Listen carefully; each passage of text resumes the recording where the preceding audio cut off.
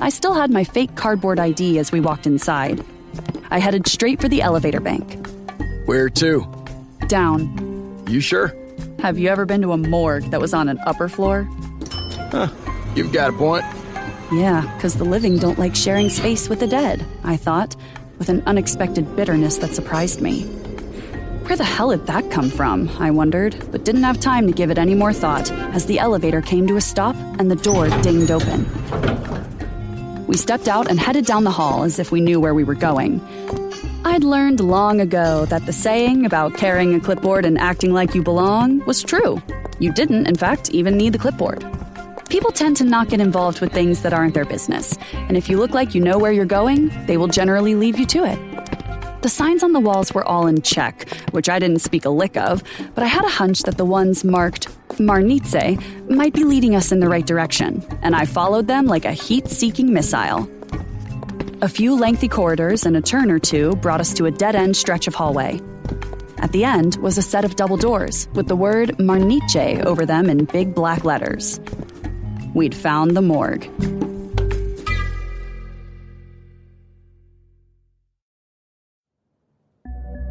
Inside, we found a row of sinks, a pair of autopsy tables, and a rear wall of refrigerated drawers in 2 rows of 5 each. A sheet-covered body rested on each table, so that seemed the logical place to start. Watch the door. Give me a signal if anyone's coming.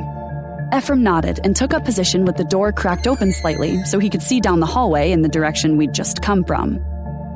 I stepped over to the first of the autopsy tables and, taking a deep breath, drew the sheet down to just above the waist. The body beneath was that of an elderly man in his late 60s. A Y-shaped incision ran across the center of his chest, mute testimony to the fact that he'd already been autopsied. That meant he couldn't have been brought over from the church that morning. There was no way they'd have organized the procedure that quickly.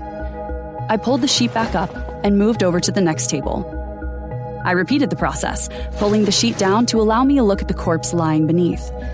This one was of a woman, roughly the same age as the man beside her. Her eyes were closed, her long silver hair combed and carefully laid out around her shoulders.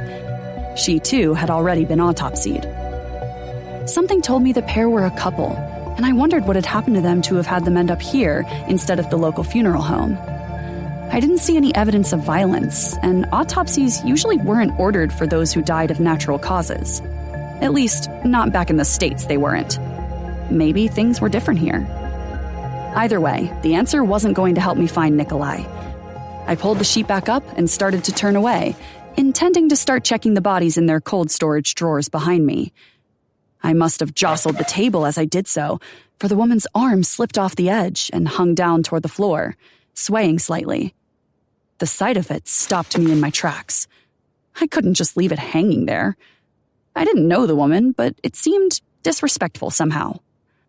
I reached over, gently lifting her arm, intending to slip it back underneath the sheet where it belonged. No sooner had I touched her that her wrist twisted in my grasp like a striking snake, and her cold, dead fingers wrapped themselves around my arm in a grip as strong as steel. I tried to make sense of what was happening, even as the woman used her hold on me as a lever, pulling herself upright so she was now sitting on the table instead of lying on it. The sheet fell to her waist in the process, and her head turned in a slow, grinding motion to face me.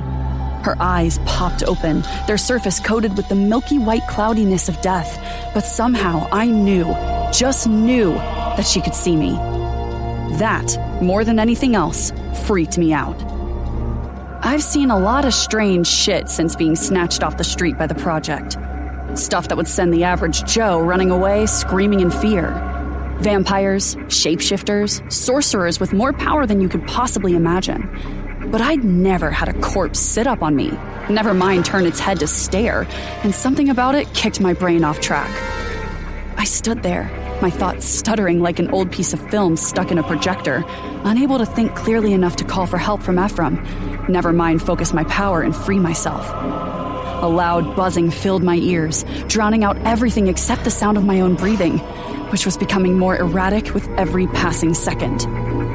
That's when the corpse began pulling on my arm, dragging me closer. I'll admit it, I panicked at that point. With my free hand, I began frantically yanking on the fingers wrapped around my wrist, while at the same time pressing my feet into the floor, trying to keep me from getting any closer, to no avail.